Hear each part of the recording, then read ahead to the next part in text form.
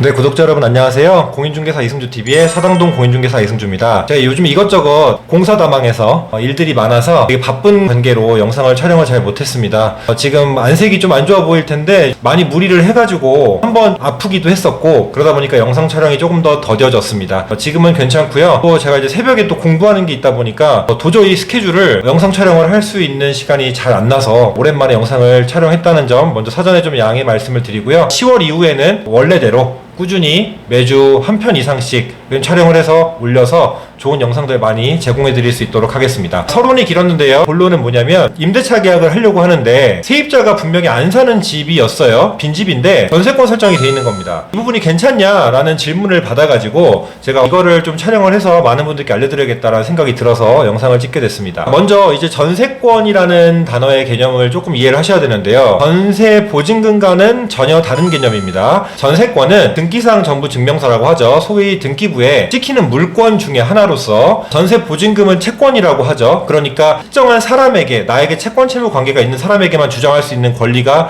전세 보증금이에요. 그러니까 이 보증금을 주인이 바뀌면 대항할 수 있는 힘이 없죠. 왜냐하면 채권이니까 기존에 돈을 준 주인한테만 주장할 수 있잖아요. 그러니까 다른 사람들한테도 대항할 수 있는 힘을 부여한다 해서 대항력을 부여하기 위해서 전입신고랑 확정일자를 하잖아요. 그런데 이 전세권은 이런 전입신고나 확정일자가 필요 없이, 그러니까 채권이 아니기 때문에 애초에 물권이니까 등기부에 딱 찍히는 권리예요. 전세권 설정을 하게 되면 소위 점유라고 하죠. 이제 주택을 인도받아서 주민등록을 하고 그게 대항 요건이잖아요. 이 대항 요건을 구비하지 않아도 이 전세권 설정을 하게 되면 다른 데로 이사를 하고 다른 데로 전입신고를 해도 이 대항력을 유지를 할 수가 있는 겁니다. 자, 그래서 이제 이 물권의 힘이 그만큼 강력하다라고 하는 거죠. 이 개념을 먼저 설명을 드렸어요. 전세권이라는 것은 물권으로 전세보증금이라는 전세 임대차의 개념, 전세금이랑은 다르다라고 일단 먼저 알고 계시고요. 이어서 파생되는 개념을 하나 설명을 또 드려야 이해가 편하실 것 같은데, 전전세라고 많이 표현하는데요. 엄연히 전대차랑 다르다고 제가 예전 영상에서 한번 올린 적이 있습니다. 참고하시면 좋을 것 같고요. 영상에서 간단하게 설명을 드리면 전전세는 말 그대로 전세권자가 한 번 더 전세를 준다, 한 번 더 세를 준다라고 생각하시면 돼요. 전대차 같은 경우는 임대차에 기반하는 거예요. 그러니까 아까 말씀드린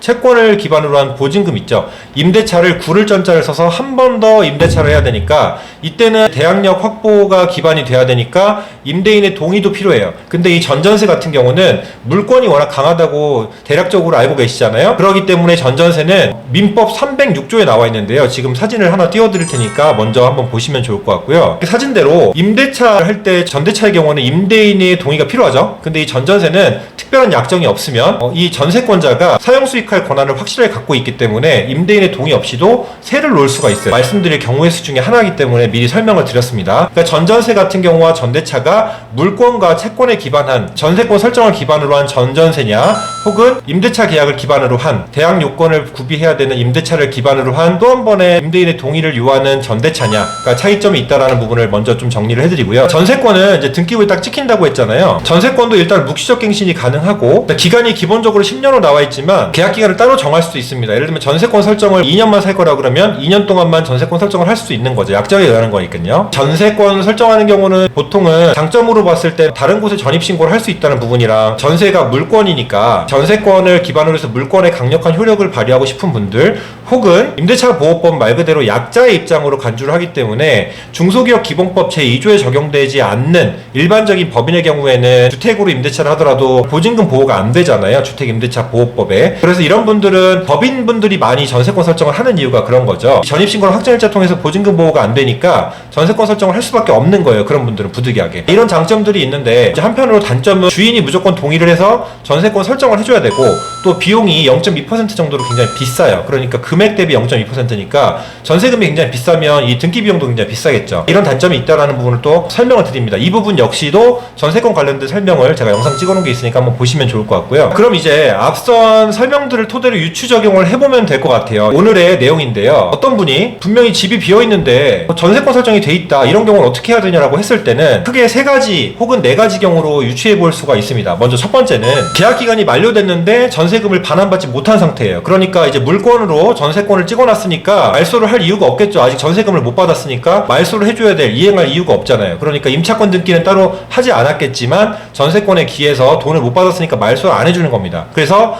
만약에 계속 돈을 반환을 받지 못하면 이거에 기해서 경매를 붙일 수도 있겠죠. 가능성이 있을 경우에는 굉장히 위험한 경우의 수 한 가지가 있습니다. 경위를 파악하고 만약에 계약을 할 거면 전세권 설정을 말소하는 조건으로 계약을 해야겠죠. 두 번째는요, 특이한 케이스인데 개인 간의 사채를 보존하기 위해서예요. 그러니까 무슨 말이냐면 명목상으로는 임대인과 임차인 사이에서 이렇게 전세권 설정을 했을 수도 있겠지만 내막을 보면은 개인적인 채권 채무 관계를 근저당 설정을 할 수도 있겠지만 이렇게 전세권 설정을 통해서 이 집을 담보로 전세권을 설정해서 집을 무슨 일이 생기면 이 돈만큼은 내 돈이다라고 다른 명분을 삼아서 등기를 해놓은 거죠. 그러니까 이렇게 해서 전세권 설정 등기를 해놓을 수 있는 가능성도 있습니다. 이 첫 번째랑 두 번째 경우는 모두 다 다음 세입자가 들어가기에는 불리한 조건이기 때문에 전세권 설정 등기를 말소하는 조건의 특약을 반드시 넣어줘야 되는 게 선행 조건이라고 볼 수가 있겠죠. 자, 세 번째는요, 조금 더 보편화된 케이스라고 볼 수가 있는데 이 전세권 설정한 사람이 말 그대로 살긴 살아요. 근데 이렇게 왔다 갔다만 하거나 혹은 전세권이니까 말 그대로 목돈을 예치해 놓고 별장 혹은 별도의 다른 용도로 사용하기 위해서 전세권을 설정해 놓는데 왔다 갔다 해야 되기 때문에 점유의 효과가 확실하지 않을 수 있어서 전세권 설정 등기를 해놓은 경우도 있을 수 있습니다. 그러니까 실제 거주하지 않은 것처럼 보일 수 있다는 거죠. 혹은 실제 거주하지 않아도 아까 말씀드린 개념을 왜 여기서 적용해야 되냐면 점유를 하지 않아도 전세권 설정은 등기부에 찍히는 권리이기 때문에 다른데 전입신고가 되어 있어도 전세권 설정의 자체로 힘을 발휘할 수 있다고 했잖아요. 그러니까 살지 않아도 전세권자는 그 강력한 힘을 이미 가지고 있어요. 왔다 갔다만 하든 집을 비워놓든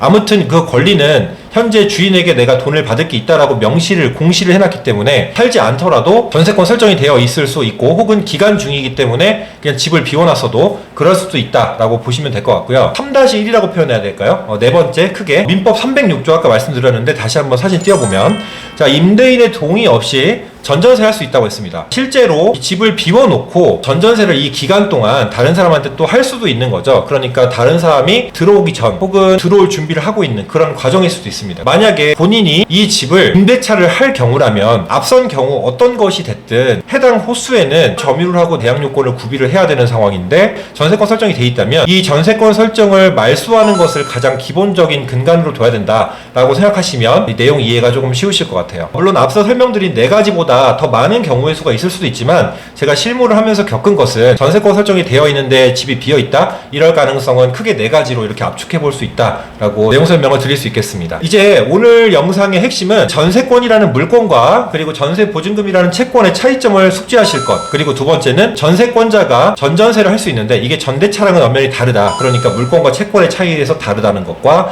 또 기본적인 조건이 전세권자의 힘이 센 만큼 이 전세권자에게 별도의 약정이 없었다면 전세권자는 임대인의 동의 없이 그 기간 동안은 완전 자기 거예요. 그러니까 사용수익할 권한이 확실하기 때문에 다음 사람에게 전전세를 동의 없이도 할 수 있다. 이 부분도 또 파악하시면 좋을 것 같고, 임대차 계약, 그러니까 보증금을 주고받는 그 임대차 계약에서 물건으로 딱 찍는, 등기부에 찍는 물건에 의한 계약이 아니라 임대차 계약에서는 전대차는 반드시 임대인의 동의를 받아줄 것을 요합니다. 이 부분도 꼭 판단하시고 헷갈리지 않으셨으면 좋겠어요. 자, 오늘 영상도 도움되셨길 바라고요. 또 좋은 내용 가지고 찾아오도록 하겠습니다. 당분간 영상이 조금 뜸할 거예요. 한 달 정도만 제가 많이 바쁠 거라서 한 달 정도만 영상이 자주 안 올라오더라도 이해해 주시면 감사하겠고요. 10월에 또 좋은 소식 들고 여러분께 찾아뵙도록 하겠습니다. 시청해주셔서 감사합니다. 다음에 만나요.